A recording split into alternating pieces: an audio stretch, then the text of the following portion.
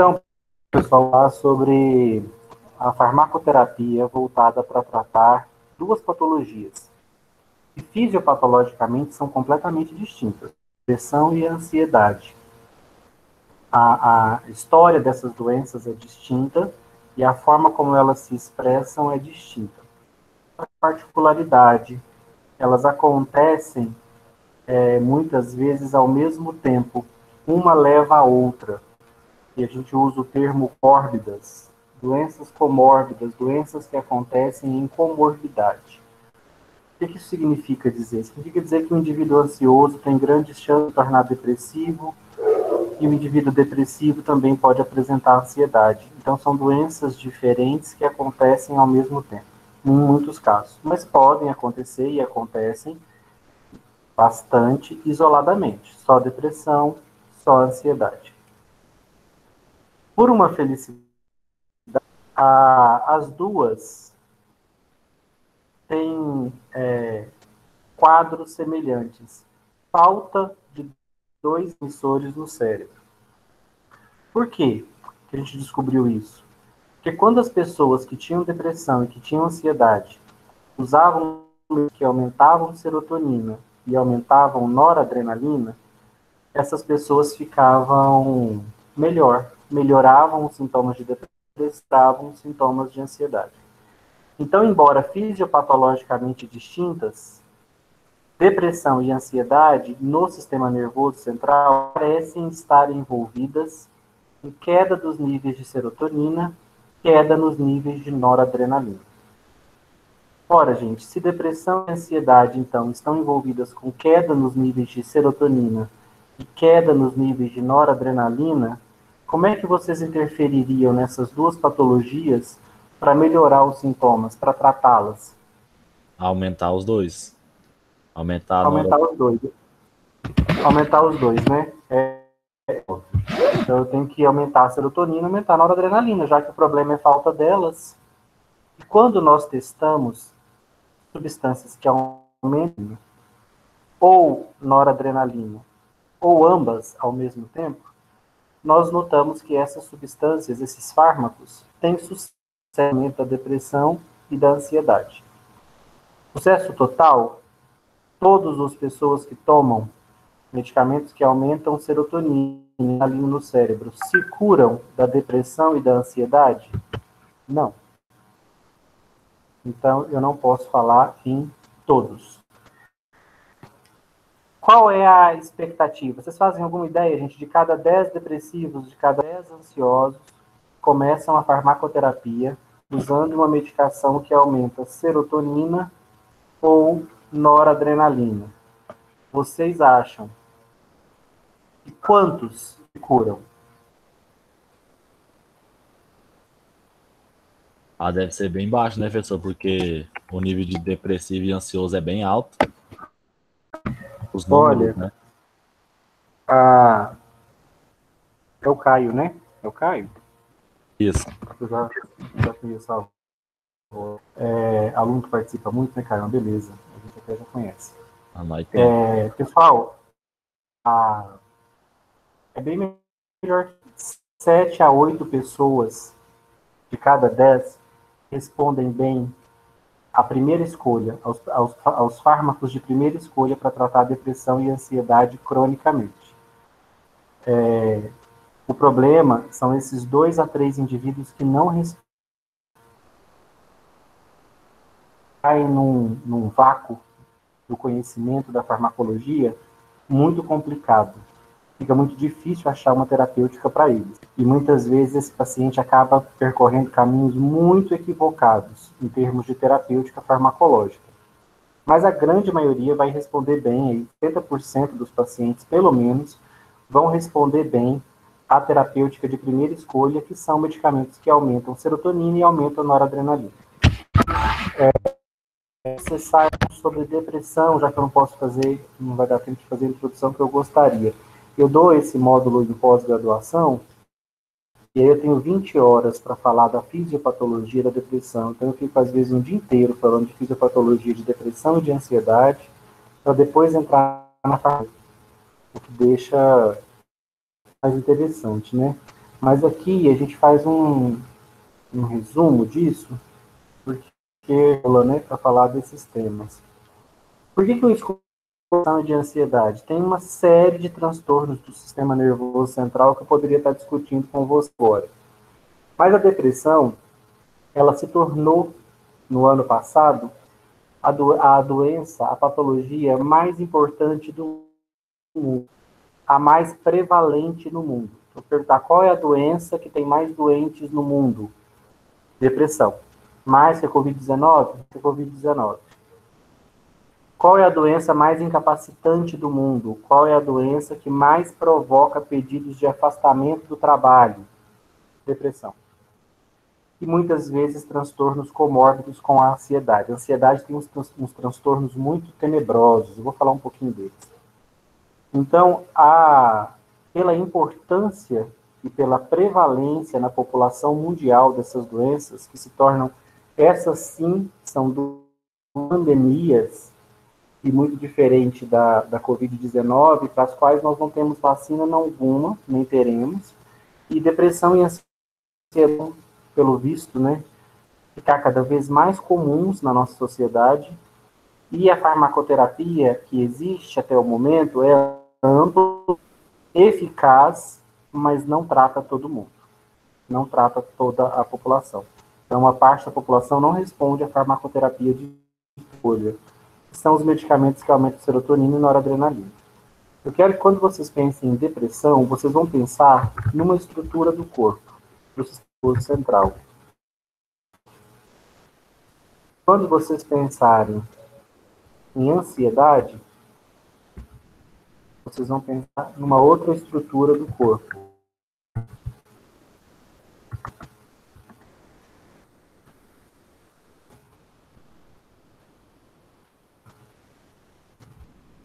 Amígdala. Vou botar isso aqui no escrito.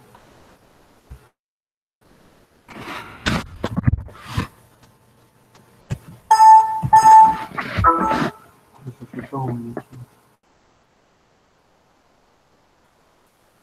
Deu errado. Nossa, hoje está um dia inspirador. Amor. Hipocampo. Amígdala. Quem já ouviu falar dessas estruturas? Lembra delas lá na fisiologia? Em que sistema do nosso sistema nervoso central elas fazem parte? Gente, o hipocampo e a amígdala são duas estruturas de um sistema famoso no nosso cérebro chamado sistema límbico. O sistema límbico controla as nossas emoções. O que nós notamos nos pacientes depressivos, quando a gente faz autópsia em paciente depressivo? A gente nota uma redução no tamanho do hipocampo. Aparentemente, a quantidade de neurônios e o número de conexões dendríticas está reduzido. Literalmente, o hipocampo do depressivo parece estar atrofiando. A árvore dendrítica está reduzindo o número de ramificações. E o número de neurônios também está reduzido. Já na ansiedade, uma disfunção na amígdala. A amígdala é uma estrutura do sistema límbico que está relacionada, aparentemente, à sensação de medo. E quando a amígdala está excessivamente estimulada, como acontece na ansiedade, a amígdala provoca transtornos do medo. Então, depressão é um transtorno de humor relacionado a uma atrofia hipocampal, uma atrofia do hipocampo. Já a ansiedade é um transtorno do medo relacionado a uma hiperestimulação da amígdala. Qual é a sensação que a amígdala controla, que eu disse para vocês? O medo, né? A preocupação. Então, quando a minha amígdala fica patologicamente estimulada, o indivíduo passa a sentir uma preocupação exagerada e um medo exagerados, gerando angústia. É característico no ansioso.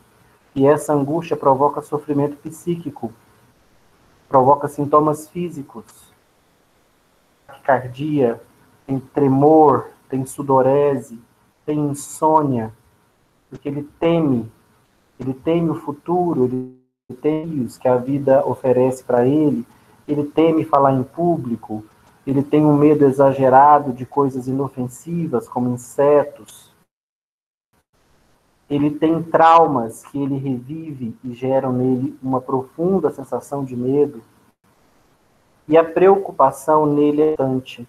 Ele tanto preocupa-se exageradamente com coisas referentes ao seu dia a dia.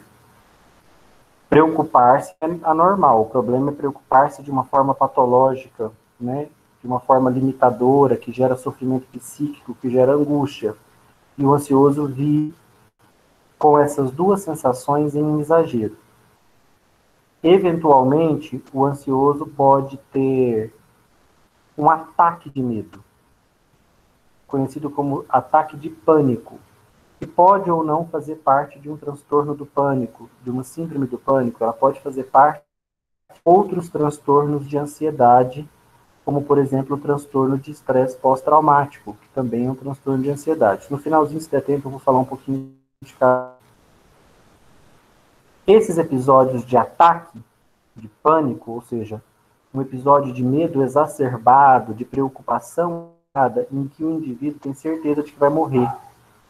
Então ele começa a sentir uma taquicardia muito alta, muito intensa, ele começa a se sentir sufocando, mas na verdade é todo um fenômeno mental.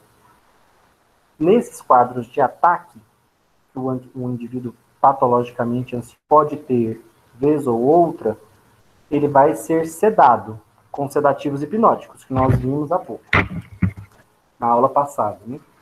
Para tratar a ansiedade crônica, quem tem ansiedade não tem ataque de pânico o tempo todo. Pode nem ter ataques de pânico. Mas ele convive com uma preocupação exagerada que gera sofrimento psíquico e com um medo exagerado que é limitador para ele.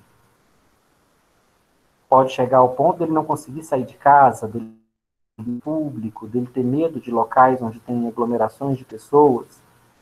Então, uma doença bastante limitadora e que gera profundo sobre o que está acontecendo na ansiedade. Uma amígdala muito estimulada, muito excitada. E um córtex muito excitado. Aparentemente, a gente sabe que está faltando serotonina nessa amígdala. Por quê? Porque serotonina inibe a amígdala.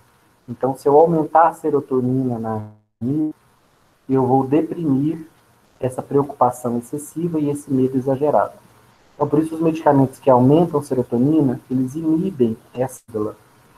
Porque na ansiedade, o problema é uma amígdala hiperestimulada. Já na depressão, gente, eu não tenho um hipocampo hiperestimulado. Na depressão, eu tenho um hipocampo atrofiado. Na ansiedade, uma amígdala hiperestimulada. Então, olha que interpretações da serotonina nesses casos. Aqui no hipocampo, ela vai ajudar os neurônios hipocampais a ficarem-se novamente. Então, o tratamento da depressão, ele reverte a atrofia do hipocampo. Ele faz com que os neurônios hipocampais, perdido a árvore dendrítica, voltem a crescer a sua árvore dendrítica. Por quê? Porque quando o indivíduo tem uma atrofia do hipocampo, ele começa a sentir os dois sintomas nucleares da depressão, os dois sintomas obrigatórios em todo paciente diagnosticado com depressão. Ele tem que se apresentar triste e desmotivado. Essa tristeza não é o tempo todo, é a maior parte do dia, quase todos os dias. Significa que tem momentos do dia que ele pode não estar triste? Pode. Tem dias inteiros que ele pode não estar triste? Pode. Mas se eu pegar o último mês, a maior parte dos dias, quase todos os dias, ele vai ter triste. Não é só tristeza, tá, gente? A depressão é uma doença muito traiçoeira. O indivíduo ele vai se sentindo não só triste, mas também inútil. culpado, ele começa a se achar um fardo, porque ele não, à medida que ele não vê a vida dele, ele não entende por que que ele começa a se sentir um fardo para a família, um gasto, um um peso para os pais. Então, esse sentimento de culpa vai se intensificando dentro da cabeça dele, e essa tristeza, essa falta de graça na vida, vai tomando conta dele. E à medida que ele vai ficando triste, com dificuldade de sentir prazer, ele vai se desmotivando. Então ele tem uma grande anedonia, que é uma dificuldade de sentir prazer, ele vai ficando cada vez mais desmotivado. Essa desmotivação é perigosa, porque daí ele perde essa força de vontade que a gente tem de correr atrás das coisas. Para ele, as coisas vão deixando de valer a pena. É um sinal para mim que alguém próximo de mim está ficando deprimido, quando, por exemplo, ele abandona sem justificativa algo muito prazer para ele. Então, por exemplo, um cara que pratica muito esportes, é apaixonado no esporte, ele tem um dia sagrado do jogo dele, que ele não perde por nada, de repente ele deixa de ir. Você pergunta o motivo? Não, nada não. Vai ficando cada vez mais calado, cada vez mais reflexivo, interagindo menos. Isso são sinais de depressão. Existem muitos outros sintomas que variam de pessoa para pessoa, mas esses sintomas são obrigatórios num diagnóstico de depressão. Perda do prazer, uma desmotivação profunda, uma anedonia, uma dificuldade de sentir prazer com o que antes sentia, então fica desmotivado, e uma tristeza recorrente. Se o indivíduo sente isso por pelo menos 2 semanas, associados a outros sintomas acessórios, ele vai ser diagnosticado com depressão. A ansiedade já é um diagnóstico mais demorado. Eu preciso ter essa preocupação e esse medo desmedidos, e eles precisam estar provocando sofrimento psíquico perceptível ao paciente por pelo menos 6 meses para que eu tenha um diagnóstico de ansiedade. Gente, vocês entendem como algo bom ou algo ruim? Professor, a Oi? ansiedade também tem irritabilidade quando a pessoa está ansiosa?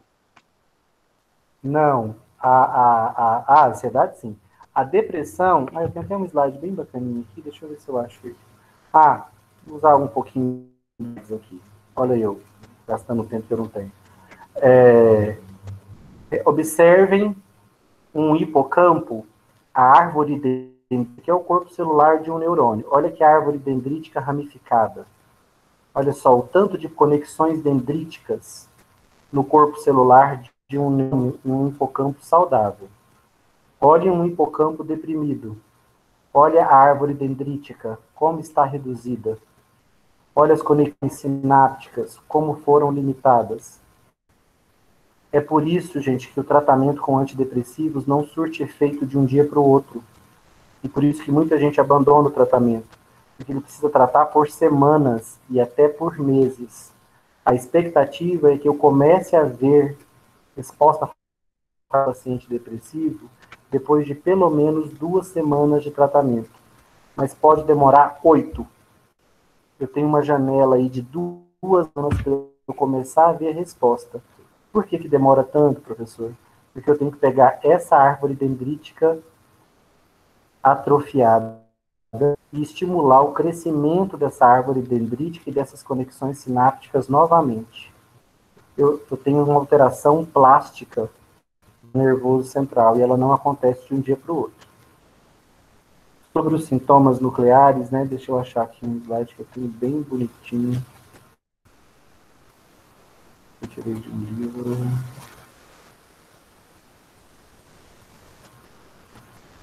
Cadê?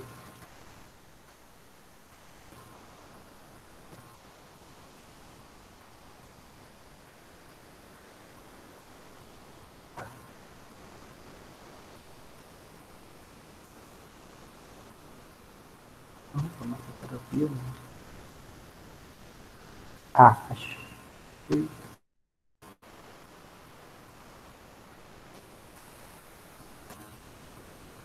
Qualquer coisa, hein, gente?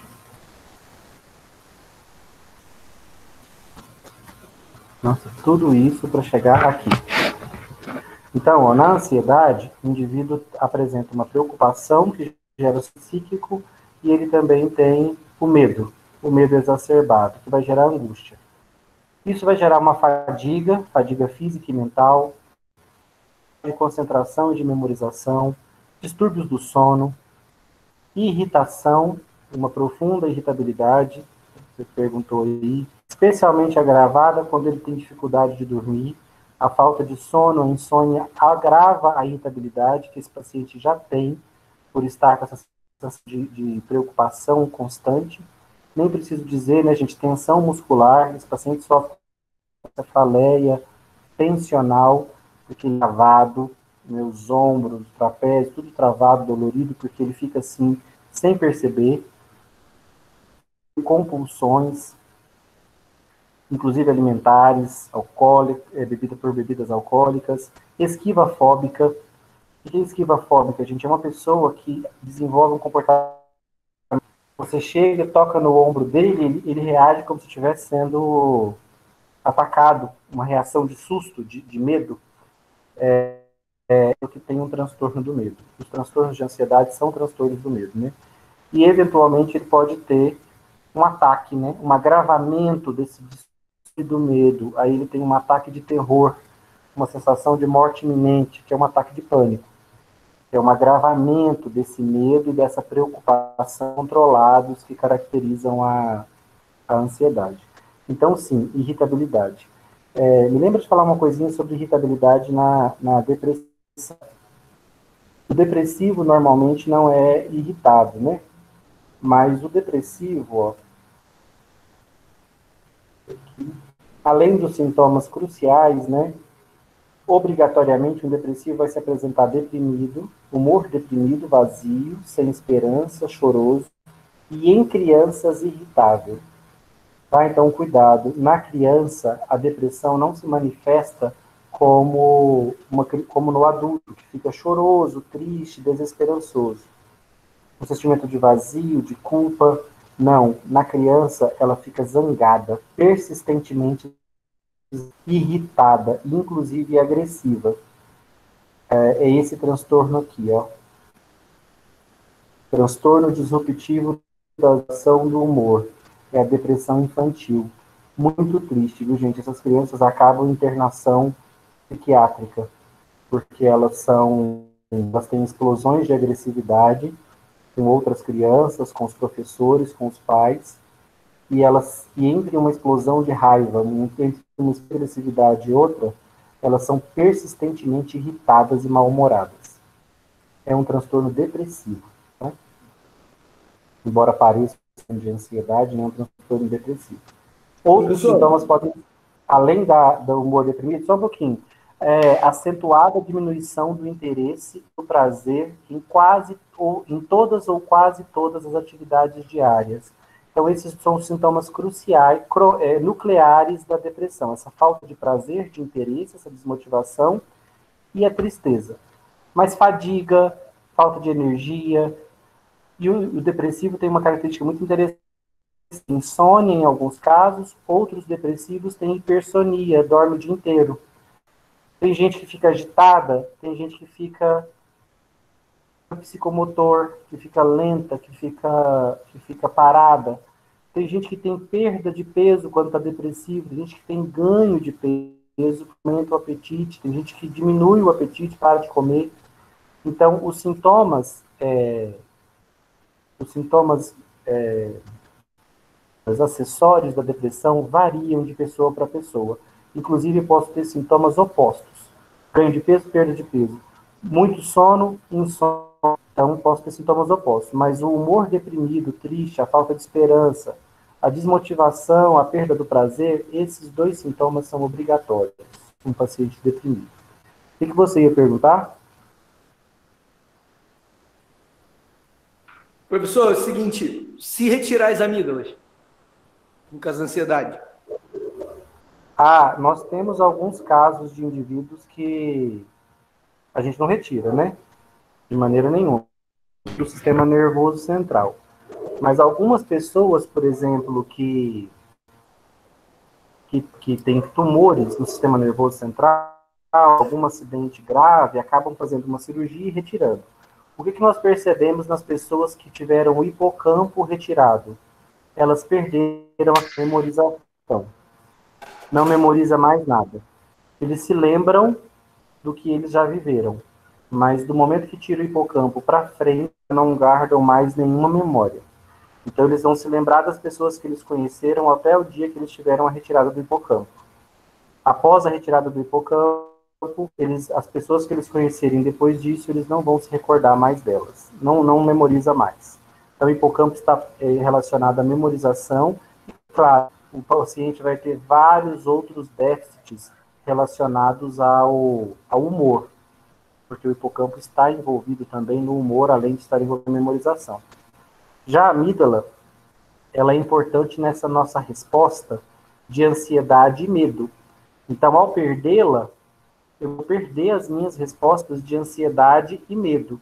E é isso que eu ia perguntar antes de ir lá para esses slides.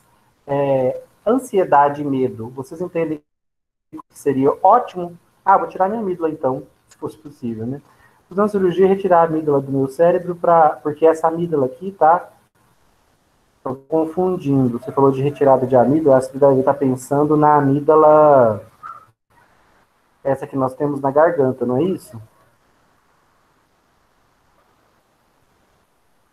É dessa amígdala que você estava falando? Que a gente retira para não ter infecção de garganta? Da outra mesmo que você falou. Não. A amígdala que eu estou falando é uma estrutura límbica do sistema nervoso central. Não retiro ela, não. Só num tumor. Mas se eu retirasse, eu perderia a percepção de ansiedade e de medo. Aí eu queria perguntar para vocês entendem ansiedade e medo como sensações ruins ou importantes? De que forma, por exemplo, o medo e a ansiedade me servem? Importantíssimo, né? Ô, professor, para falar, Caio. Oi. Em situações de perigo? Situação de perigo, O se medo. não tiver medo. E qual é a sensação, qual é a diferença que vocês dariam, se perguntados, a diferença entre ansiedade e medo? Porque eu acho assim, professor, se você tem ansiedade e medo dentro do limite, é bom para você. Se você perder totalmente o medo, você vai sofrer mais acidentes, vai ser pior para você. Agora, se ela passar do limite, aí já é ruim, já. Professor, Oi. a ansiedade, eu acredito que ela, não sei se ela desperta o instinto de fuga ou luta, diferente do medo, certo? Ansiedade o quê? Ela desperta também um instinto de fuga ou luta, ou só na situação do medo, porque quando nós ficamos com medo, né, no caso, por exemplo, de seja um roubo ou qualquer outra situação, a gente acaba, o nosso cérebro ativa, né, o modo de fuga ou luta, e a gente tem reações, né?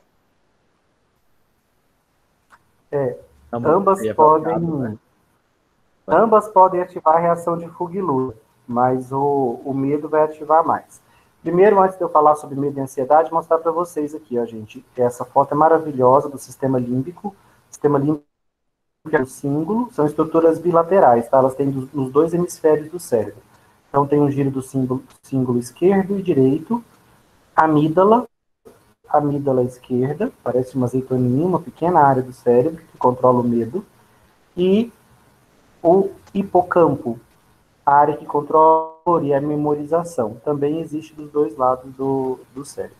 Tá? Essas são estruturas límbicas, estão bem no centro do nosso cérebro, e são estruturas primárias relacionadas ao nosso processamento emotivo, inclusive alegria, tristeza, medo, pelo sistema límbico. A ansiedade e depressão, que eu estava falando sobre as diferenças para vocês. A ansiedade, o medo, vou começar pelo medo. O medo é algo que eu sinto agora. Diante do medo, o perigo está diante de mim. O medo é presente. Um assaltante está me apontando uma arma, alguém está ameaçando me agredir, medo. Uma sensação que é muito Porque diante do medo, eu vou avaliar a circunstância e vou dizer, não, eu consigo enfrentar, então eu vou lutar. Não, essa ameaça é muito grave, eu vou fugir. Ou não, não dá para fugir, também não consigo lutar, não é uma boa ideia, eu vou me render. Então, o medo, ele é uma sensação adaptativa, e ele é importante por quê? Porque ele vai nos ensinar a não repetir situação de perigo. Não vou voltar àquela situação de perigo mais, porque eu aprendi que aquela situação me oferece risco. Então eu aprendo a temer coisas que têm risco. Eu aprendo a temer uma cobra venenosa, eu aprendo a temer um inseto venenoso, eu aprendo a temer um assaltante armado. Então aprendo a ter medo daquilo que pode me oferecer risco. E o medo é uma sensação que eu experimento diante de uma ameaça real que está acontecendo agora que está acontecendo no presente. Ela pode ser real ou imaginária, pode ser eu estou morrendo de medo de uma assombração, ela não existe. Eu acho que ela existe, estou com medo, mas estou com medo dela agora. Qual que é a diferença para a ansiedade? A ansiedade também é um estado de apreensão, só que ele é uma expectativa de perigo. A ansiedade, o evento que me causa ansiedade, ele está no futuro. É uma prova de vestibular que eu vou fazer, é uma grande competição da qual eu vou participar, é uma situação difícil que eu vou viver no futuro, desafiadora. A ansiedade tem uma apreensão diante de um evento futuro. Então, ela é uma sensação difusa e vaga de apreensão, de angústia, diante do evento que eu vou passar. Por que a ansiedade é positiva, gente? Qual é a vantagem? Vocês conseguem ver alguma vantagem em ficar nessa agonia, quando eu tenho um desafio no meu futuro? Não. Ela estimula. Perfeito. Esse desconforto, gente, é muito importante. O atleta que vai participar de uma Olimpíada, ele tem que ficar 4 anos treinando. Ansioso, sim. Doente, não. Uma ansiedade positiva, que faz ele cair de cara nos treinos, controlar a alimentação, ganhar força, para ele conseguir o objetivo dele de fazer uma boa competição, de vencer. Para o vestibular, é o que não me deixa, essa ansiedade chegando perto da prova, eu enfio a cara no livro, eu estudo, eu me preparo, eu reviso o que eu estudei. Então, a ansiedade é positiva, ela só não pode se descontrolar. Assim como o medo, não pode se descontrolar. No medo descontrolado, eu fico refém dele, eu fico paralisado, eu fico preso dentro de casa, eu tenho medo de tudo, eu deixo de falar em público, eu deixo de ganhar uma promoção no meu trabalho, eu tenho um medo exagerado de altura, eu perco viagens porque eu tenho medo de voar. Então, o exagerado, ele é limitador. Assim como a ansiedade exagerada provoca sofrimento psíquico. Então, eu não quero nenhum dos dois. Eu quero eles exacerbados, tá? Então, ansiedade e medo são duas experiências, duas sensações importantes. Elas só não podem se descontrolar. Elas vão gerar sofrimento psíquico. E Freud acreditava que os transtornos de ansiedade são a porta de entrada para todos os outros transtornos mentais. E muita gente boa hoje em dia ainda acredita nisso. Que a gente começa com transtornos de ansiedade, com preocupação e medo descontrolados. E a gente pode acabar transitando pela depressão, pela bipolaridade, pela esquizofrenia, dependendo da nossa carga genética. Então, a ansiedade poderia ser uma porta de entrada para outros transtornos mentais. Ambas, ansiedade e depressão, relacionadas à queda dos níveis de serotonina e de noradrenalina. Era o Valdemar que queria perguntar? Dessa parte, por exemplo, a parte de temer as coisas, de ter medo. Eu sei que é bem diferente em relação, varia de pessoa por pessoa. Algumas pessoas temem algumas coisas bem bobas, outras não. Isso, em qualquer parte da vida, seria algo que dava para ser, treinado para você perder esse medo de, sabe, de coisas simples, às vezes, de coisas bobas? Sim, a farmacoterapia que a gente vai conhecer agora, ela pode ser, e ela é, é amplificado quando o indivíduo depressivo ou ansioso faz junto com a farmacoterapia uma terapia cognitivo-comportamental, para ele tentar desenvolver algumas ferramentas psíquicas, e não só depositar sua confiança no medicamento, mas as ferramentas psíquicas para ele lidar com esse medo. Então ele precisa muitas vezes buscar essa origem. Por exemplo, no TOC, o transtorno obsessivo compulsivo, é um transtorno de ansiedade. Então o indivíduo tem que ir buscar de onde vem essa obsessão dele. Cada um tem um tipo, né? Tem gente que, por exemplo, põe na cabeça que ele está contaminado. Aí ele desenvolve uma compulsão, que é um comportamento estereotipado. Ele usa luvas, ele não toca em nada, contato pessoal, ele lava as mãos e toma banho inúmeras vezes por dia, porque ele tem essa obsessão, essa compulsão por limpeza, porque ele tem uma obsessão, ele acha que tudo em volta está contaminado. Então ele tem que buscar, ele tem que ir lá atrás, descobrir a origem desse problema, trabalhar isso na terapia, para... Olha um outro transtorno de ansiedade, um dos mais terríveis, o transtorno de estresse pós-traumático. A pessoa vive uma situação traumática, uma catástrofe, uma guerra, uma violência muito grande, e aí ela passa a desenvolver um transtorno em que ela fica relembrando o momento. Só que é uma relembrando, gente, não é uma simples lembrança, é como se ele estivesse passando por aquela situação outra vez. Tanto que ao final a pessoa precisa tomar banho, porque ela se sente suja de novo, ela sente os cheiros daquele momento que ela viveu anos atrás. Então o cara, ele sente aquele cheiro de sangue, de pólvora, aqueles sons daquele dia invadem o ouvido dele de novo, ele vive aquela experiência outra vez. Consegue imaginar o tanto que você passar por um trauma terrível, ainda tem que ficar revivendo ele várias e várias vezes? O transtorno de estresse pós-traumático é enlouquecedor, porque ele não dá sossego para a pessoa nem dormindo. Então a terapia é muito importante para ele processar esse trauma, porque muitas vezes tem muita culpa aqui envolve. Mesma coisa, muita gente que vai, pessoal, para concurso na área de atendimento de emergência, SAMU, muita gente que vai para a polícia, sem ter uma estrutura emocional adequada, acaba desenvolvendo transtorno de estresse pós-traumático. Porque policiais, esse pessoal de emergência, lida com coisas muito brutais. Então, às vezes, não estava preparado. E aí acaba desenvolvendo transtorno de estresse pós-traumático. Professor? Oi. Uma dúvida que eu tenho é, como o senhor falando sobre a ansiedade, né?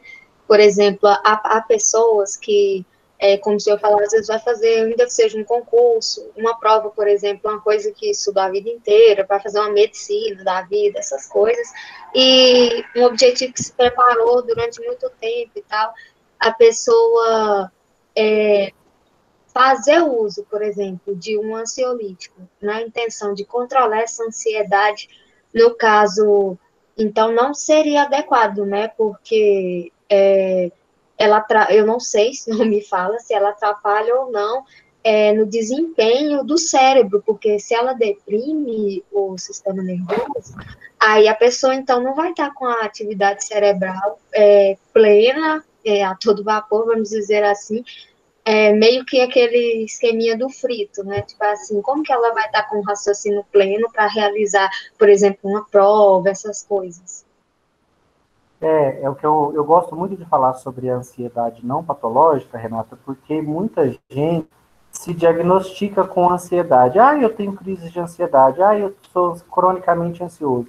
Se você fizer uma análise detalhada, um diagnóstico mais preciso, muitos desses que se dizem patologicamente ansiosos não são. A ansiedade patológica é uma preocupação e um transtorno do medo exagerados e que geram sofrimento psíquico considerável, e inclusive que apresentam sintomas físicos, taquicardia, de tremulese, de insônia. Então tem muita gente que dorme como um anjo, não sente nada, nenhum transtorno físico, aí ele fica ansioso das provas, a segunda VA, são muitas provas, numa mesma semana, tudo online. Ele está doente com ansiedade? Não, gente, é uma ansiedade normal. Se eu diagnosticá-lo com ansiedade, essa preocupação e essa angústia gerada teria que durar 6 meses, pelo menos. Então, eu preciso de um diagnóstico preciso.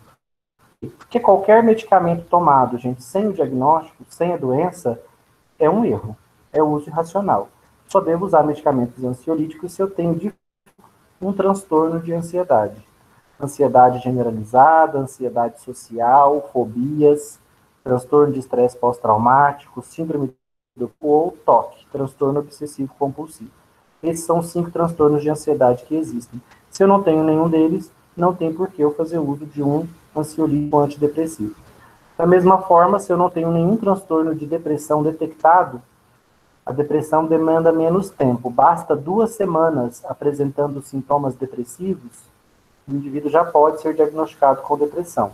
E aí tem alguns tipos, né? A depressão maior, que é a mais comum, a depressão, que é o transtorno disfórico pré-menstrual, que algumas mulheres apresentam, não é uma simples TPM, é um transtorno mais grave, que é a TPM, em que as mulheres relatam se sentirem à beira de um ataque de nervos, se sentirem no limite das suas forças, próximas de ficarem loucas. Quando elas estão relatando esse tipo de instabilidade emocional no período pré-menstrual, é um sinal de que elas não têm uma TPM simples, e sim um transtorno disfórico pré-menstrual, precisa de antidepressivo. E os antidepressivos e ansiolíticos são todos fármacos que fazem a mesma coisa. Aumentam serotonina e aumentam noradrenalina. Vamos ver como? Vocês viram que eu desenhei para vocês um neurônio serotonérgico e um neurônio noradrenérgico. No nosso cérebro, a sinapse acontece da mesma forma, né? O neurônio pré-sináptico libera o neurotransmissor na fenda, o neurotransmissor se liga no seu receptor e estimula o neurônio seguinte. Então, quando eu tenho serotonina e noradrenalina sendo liberadas na fenda, estimulando os seus respectivos neurônios pós-sinápticos, eu tenho alegria, aumento da motivação, tratando a depressão, porque meu hipocampo desatrofia, reduzo a sensação e reduzo a sensação de preocupação, porque a minha amígdala fica desestimulada. Eu inibo a minha amígdala. Quando eu serotonina, noradrenalina, então eu vou tratar os sintomas da ansiedade, reduzindo o medo e a preocupação, e vou tratar os sintomas da depressão, aumentando a sensação de prazer, de alegria e de motivação. O que os medicamentos ansiolíticos e antidepressivos fazem, gente? Nenhum deles aumenta a quantidade de serotonina, aumenta a produção de serotonina ou produção de noradrenalina. O que eles fazem, na verdade? Eles mantêm a serotonina e a noradrenalina mais tempo na fenda, mais tempo estimulando o neurônio pós-sináptico. Como é que elas fazem isso? Sempre que um neurotransmissor é liberado na fenda, ele é em seguida recaptado. Cada neurotransmissor tem seu recaptado. A serotonina, quando ela é liberada na fenda, ela estimula o neurônio pós-sináptico, mas logo ela é recaptada pelo transportador CERT, transportador de serotonina. Ele recapta a serotonina para ela ser usada numa próxima sinapse. A noradrenalina, quando liberada, ela também, logo em seguida, é recaptada pelo transportador de noradrenalina, que eu chamo de NET. E a noradrenalina fica acumulada aqui dentro do neurônio para ser usada numa próxima sinapse. O que os antidepressivos e ansiolíticos fazem, gente? Eles bloqueiam ou o CERT, ou o NET, ou ambos. Qual é a consequência de bloquear esses transportadores? Qual é o impacto disso, gente, na transmissão serotonérgica e noradrenérgica? Quem consegue enxergar? Quando eu tomo fluoxetina, quando eu tomo fluoxetina, paroxetina, sertralina, citalopram, venlafaxina, duloxetina, amitriptilina, imipramina, clomipramina, nortriptilina, quando eu tomo qualquer desses medicamentos, eu estou dizendo para vocês, eles vão ou o NET, ou ambos. Qual é a consequência de fechar esse transportador que recapta a noradrenalina, recapta a serotonina que foi liberada na fenda? Se elas não recaptam, gente, onde elas vão permanecer? Se não vai recaptar, elas vão ficar na fenda por mais tempo. Por mais tempo. Neurotransmissor excitatório na fenda por mais tempo vai significar o quê? Mais estímulo neurônio pós-sináptico. Então, não é que elas aumentem a produção de serotonina e noradrenalina, isso é um erro. A quantidade de serotonina e noradrenalina permanece a mesma. A questão é que uma vez que o neurônio libera a serotonina, ela demora a voltar, porque o CERT está bloqueado, o transportador de serotonina está bloqueado pelo fármaco.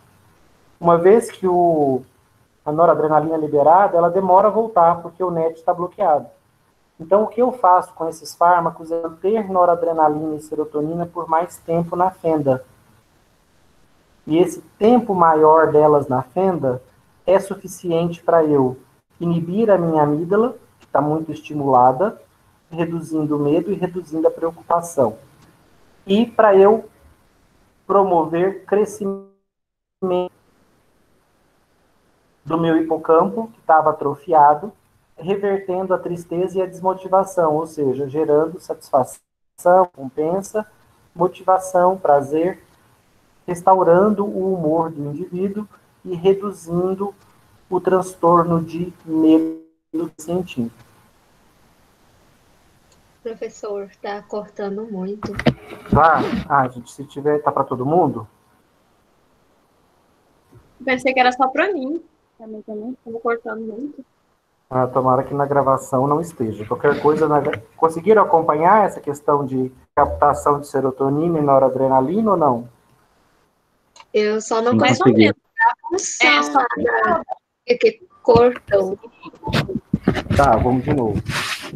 Quando o neurônio serotonérgico, gente, libera a serotonina, ela é recaptada pelo transportador de serotonina. O que os fármacos antidepressivos e ansiolíticos fazem? Bloqueiam o CERT. Ou bloqueiam o NET. Ao bloquear esses transportadores, a nota liberada não é recaptada. E ao bloquear o CERT, a serotonina liberada não é recaptada. Qual é o significado biológico de eu bloquear a ação? Vou botar até um xizinho aqui. Cadê o X?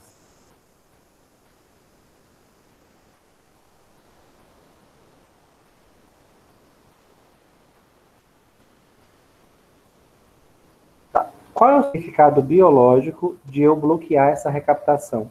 Significa que a serotonina vai permanecer, a serotonina que foi liberada permanece mais tempo na fenda, ou seja, ela permanece mais tempo na amígdala, inibindo a amígdala, parando o medo e a preocupação exagerados.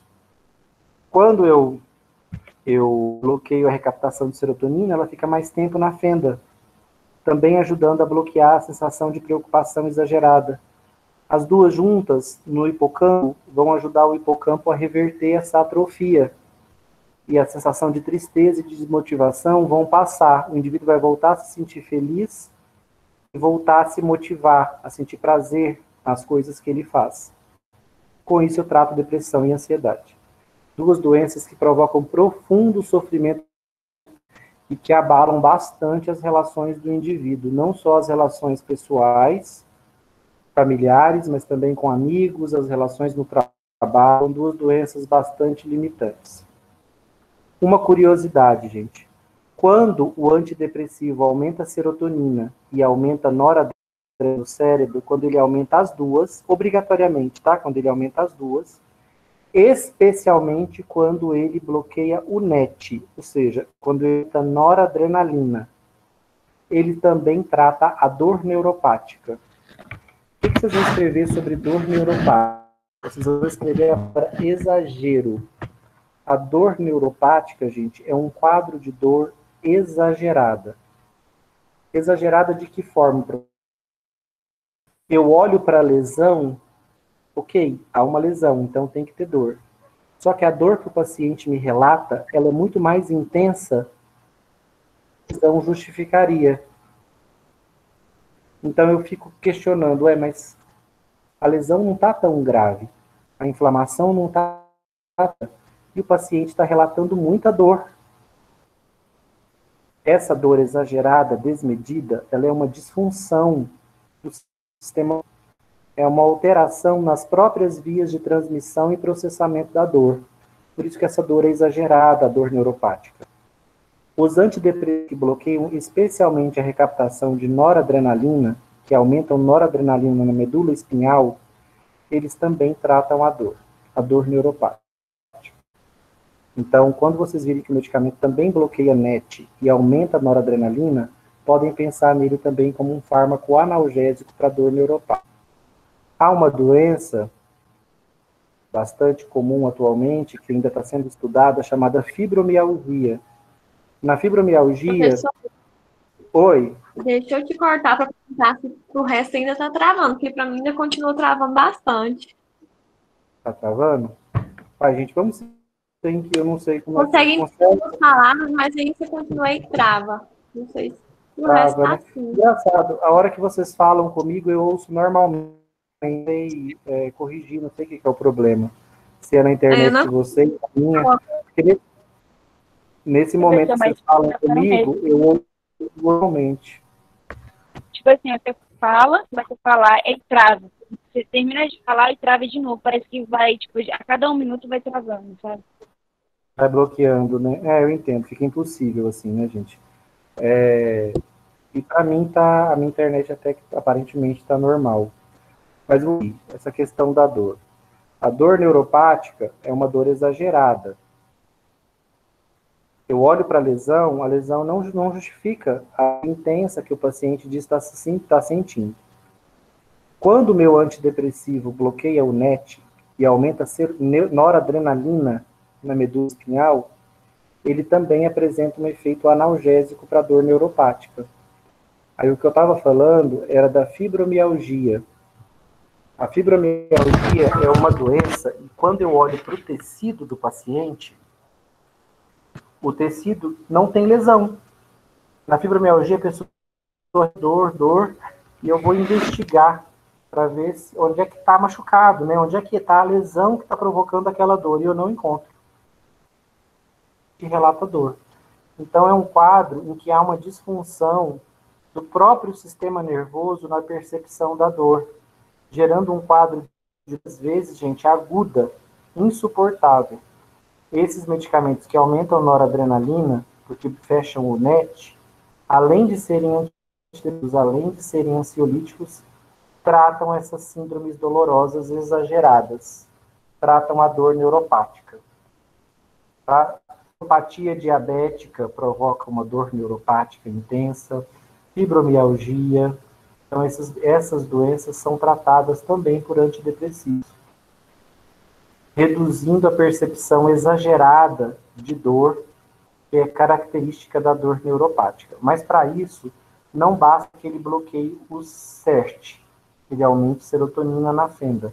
Ele tem que bloquear o NET, aumentar a noradrenalina na fenda sináptica, especialmente na medula espinhal.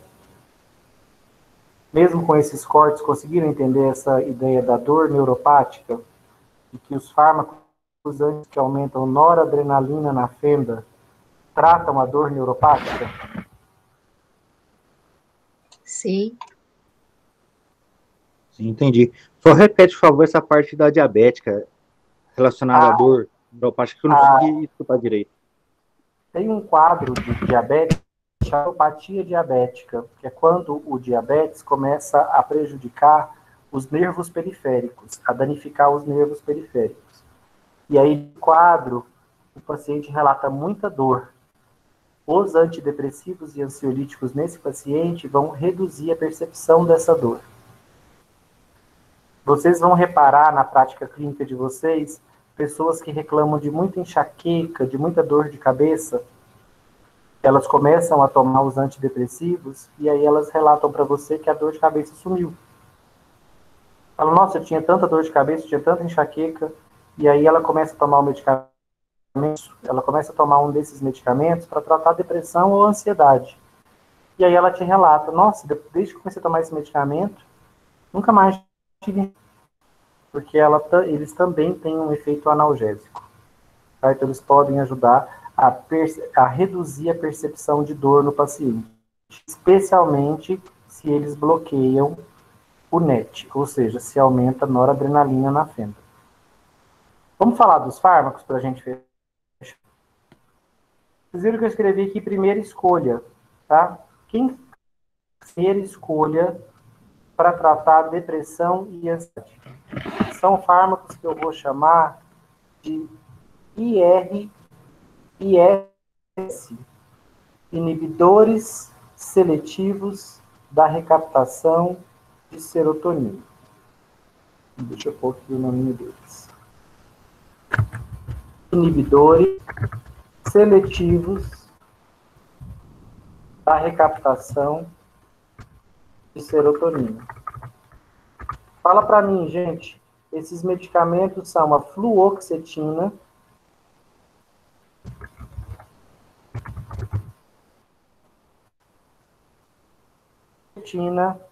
a sertralina, o escitalopram e o citalopram. Eles são a primeira escolha para o tratamento dos transtornos de qualquer um deles, e primeira escolha para os transtornos depressivos, qualquer um deles. Com base no nome da classe, inibidores de serotonina, eles bloqueiam o NET, bloqueiam o SERT ou bloqueiam ambos? Eu acho que vai bloquear os dois. Os dois. Olha o nome da classe. Inibidores seletivos de atração de desculpa, só serotonina. Inibidores seletivos. É isso, só um. Eles bloqueiam só quem, então? O NET, o recaptador de noradrenalina, o SERT, o recaptador de serotonina, ou bloqueiam os dois? Só o NET. SERT, né, não? Só o SERT. Se eles são inibidores seletivos da recaptação de serotonina, eles só inibem o recaptador de serotonina. Esses 4 fármacos se ligam ao transportador SERT e bloqueiam. Não deixa a serotonina ser recaptada. Então, a quantidade de seda sináptica fica mais alta. Eles não interferem no NET. Eles só aumentam a serotonina. São eficazes...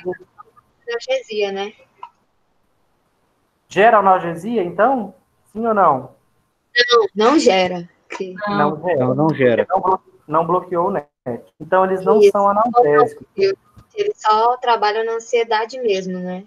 Na ansiedade e na depressão. Tá? Por quê? Porque eles vão aumentar a serotonina. Aumentar a serotonina ajuda a desatrofiar meu hipocampo. Aumentar a serotonina na minha amígdala inibe a minha amígdala. O medo e a preocupação. Então, são efetivos antidepressivos e ansiolíticos. Existe uma ordem de escolha? Não. Não existe. Posso escolher qualquer um dos 5 para iniciar o tratamento da depressão. Se não der certo, gente, eu vou trocar por um outro dentro dessa mesma classe, ok? Comecei com fluoxetina, não funcionou como antidepressivo ou ansiolítico para o meu paciente, eu vou trocar por paroxetina, ou citalopram ou escitalopram. Eu primeiro faço trocas dentro dessa classe. Nunca associações. Não há científica de que associar esses fármacos melhore o desempenho no tratamento da depressão ou da ansiedade. É sempre um deles em monoterapia. Vocês vão ver paciente falar, para mim a fluoxetina foi um sonho, mas eu tinha tomado paroxetina e senti muito mal, não me adaptei à fluoxetina, deu certo. Aí outro vem e fala, não, para mim foi o contrário, fluoxetina foi um veneno para mim, senti muito mal. A que deu certo para mim foi o citalopram, o escitalopram, ele que foi uma beleza. Gente, essas doenças causam tanto sofrimento psíquico que quando você acerta a medicação exata para aquela pessoa, ela vai te relatar o seguinte, minha vida é antes e depois desse medicamento. Eu fico sem comer, mas não fico sem esse medicamento. As pessoas mais simples vão te relatar assim, nossa, aquela vontade de chorar, aquela vontade de sumir, de morrer, desapareceu. Ou elas vão te falar assim, nossa, aquela agonia, aquele nó na garganta, aquela... Acabou, eu tô dormindo bem agora, eu não dormia. Por quê? Porque tinha transtorno de ansiedade, eu tinha transtorno depressivo. E eles causam muito sofrimento psíquico. Então, quando você liberta a pessoa disso, com um acerto na farmacoterapia, a pessoa tem um alívio muito grande. Gente, o que falta aos inibidores seletivos da recaptação de serotonina? Ó? Eles são medicamentos, citalopram, fluoxetina, paroxetina e sertralina, eles são muito seguros. Quase não há reações adversas graves relacionadas ao uso deles. Podem provocar algum desconforto gastrointestinal que tende a desaparecer. Podem reduzir a libido em alguns pacientes. Isso é um problema para homem, tá, gente? Esses fármacos são muito efetivos, mas especialmente aquele homem mais machista, que nós temos aos montes no Brasil, ele tem muita dificuldade de aceitar que ele tem uma fragilidade psíquica, que ele tem um transtorno depressivo. Ele não aceita. Ele é fortão, ele é o cara. Tem dificilmente aceita. Quando ele aceita, já foi uma grande vitória, né? Ele aceitou que ele está depressivo, que ele precisa de medicação. Beleza, já ganhou uma parte da dele. Você vem para esse machistão e diz para ele que esses fármacos podem diminuir a libido dele, pode gerar impotência. Gente, cara, é o centro da existência dele. Se você falar que o medicamento ameaça isso, ele não toma de jeito nenhum. Então tem que explicar com muita paciência de que pode ser uma perda da libido, que ela pode ser temporária, que nem todo mundo vai ter. Se acontecer um episódio de impotência, não significa que o medicamento vai deixar ele impotente para sempre. Basta parar a medicação, que ele volta ao normal. Então tem que ser conversado com paciência. Do contrário, não toma de jeito nenhum. O que falta aos inibidores seletivos da recaptação de serotonina, gente, se eles são eficazes antidepressivos, eficazes ansiolíticos, seguros, com poucas reações adversas graves relatadas? O que falta? O que mais eles poderiam fazer para eles ficarem perfeitos? Que eles não fazem.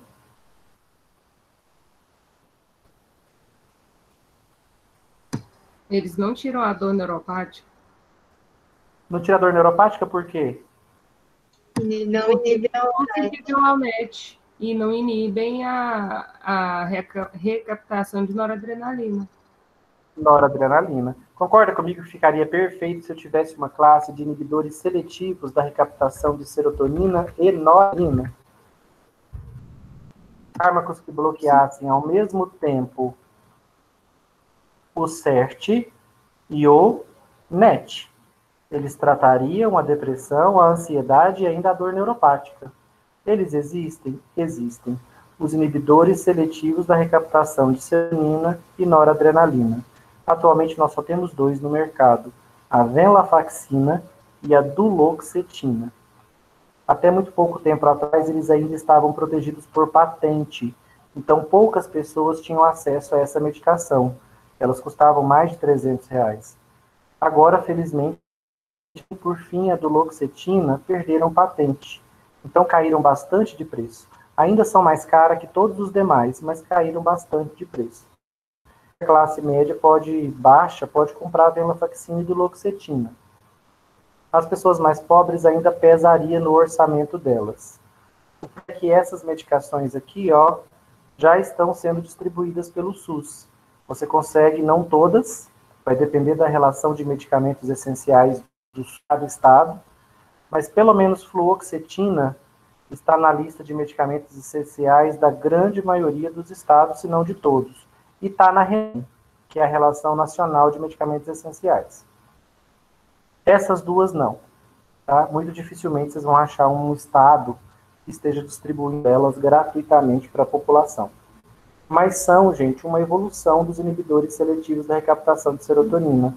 Tem um mecanismo mais amplo, porque também bloqueiam a recaptação de noradrenalina, inclusive reduzem os quadros de dor neuropática. Venlafaxina e duloxetina.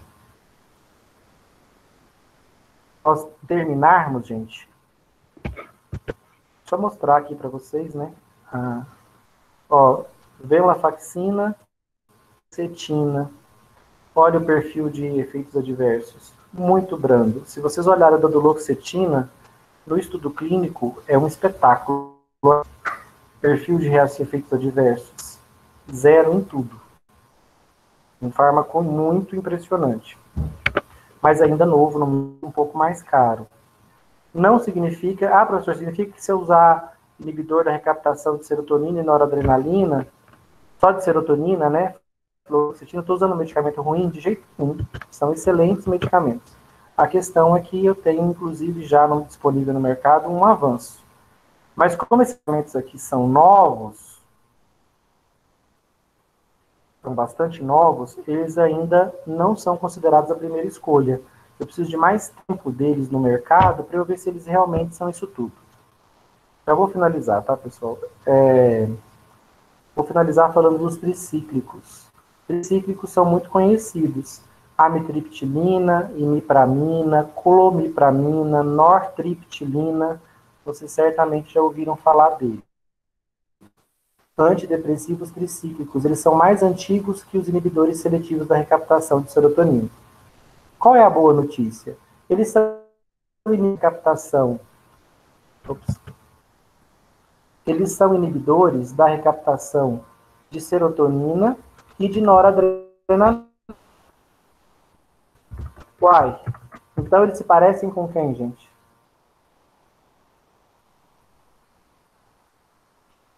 Inibem o SERT e o NET. Com quem que eles parecem? Eles parecem esses inibidores, esse penúltimo que o senhor falou. Venlafaxina e duloxetina. IRSN. Qual é a diferença da venlafaxina e da duloxetina para os antigos tricíclicos? Eles são inibidores não seletivos da recaptação de serotonina e noradrenalina. Qual é a diferença? Venlafaxina e duloxetina no SERT e no NET e só. Esses aqui, gente, saem se ligando em tudo quanto é receptor no sistema nervoso central. Eles não são seletivos para o SERT e para o NET. Eles se ligam no SERT e no NET? Sim. Bloqueia a recaptação de serotonina? Sim. Bloqueia a recaptação de noradrenalina? Sim. É antidepressivo? É ansiolítico? Trata a dor neuropática? Sim. Só que eles são não seletivos. O que significa isso? Efeitos adversos loucos. Olha isso aqui, gente. Convulsões podem provocar? Sim. Sedação, sono? Sim. Podem aumentar a pressão? Sim. Pode ter efeito anticolinérgico, boca seca? Sim. Constipação? Sim. Problemas gastrointestinais? É a única coisa um pouco. Ganho de peso? Provocam. Alteração da libido? Impotência? Sim. Efeitos cardíacos? Também. Qual é o dos tricíclicos? Os tricíclicos são, sim, inibidores da recaptação de noradrenalina e de serotonina. Eles aumentam esses dois transmissores no cérebro, são excelentes antidepressivos, ansiolíticos e tratam a dor. O problema é que eles não se ligam só aqui. Eles saem em tudo quanto é receptor do sistema nervoso central. Alteram neurotransmissão adrenérgica, histaminérgica, colinérgica, eles saem mexendo no nervoso central como um todo. Um amplo perfil de reações adversas. Nesse sentido, gente, os inibidores seletivos da recaptação de serotonina e noradrenalina, venlafaxina e duloxetina, eles são uma superação dos tricíclicos. Tem o mesmo mecanismo amplo dos tricíclicos, sem ter os efeitos adversos dos tricíclicos. Isso aqui, gente, é um claro exemplo de evolução baseada científica em investimentos milionários. Então, eu tinha antidepressivos e ansiolíticos eficazes, mas que provocavam efeitos adversos. Eu evoluí para uma classe de antidepressivos eficazes, sem tantos efeitos adversos positivos. Só que com um mecanismo limitado, porque não bloqueavam o NET, então não tinham efeito sobre a dor. Aí eu fiz mais uma evolução. Eu consegui uma classe que bloqueia NET e SERT, trata depressão, ansiedade e dor neuropática, sem ter os efeitos adversos amplos que os tricíclicos tinham. Então isso aqui é uma escala... Foi meio que os aerossóis, né, professor? Oi?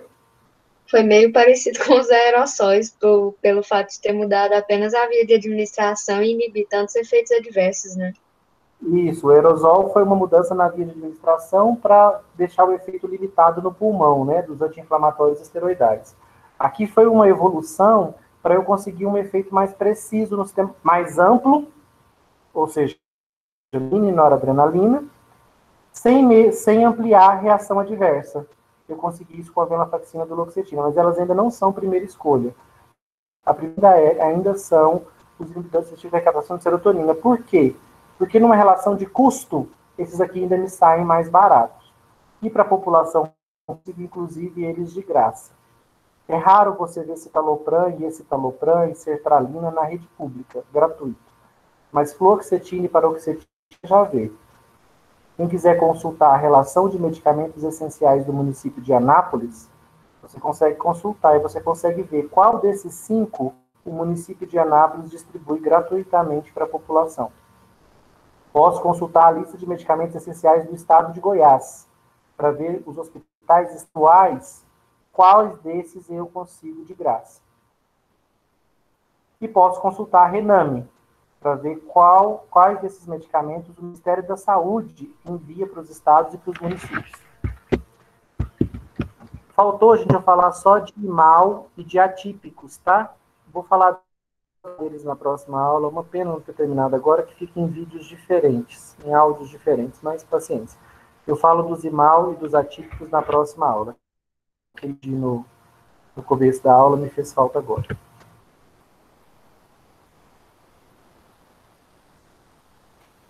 Dúvidas? Quem estava travando muito aí, conseguiu acompanhar?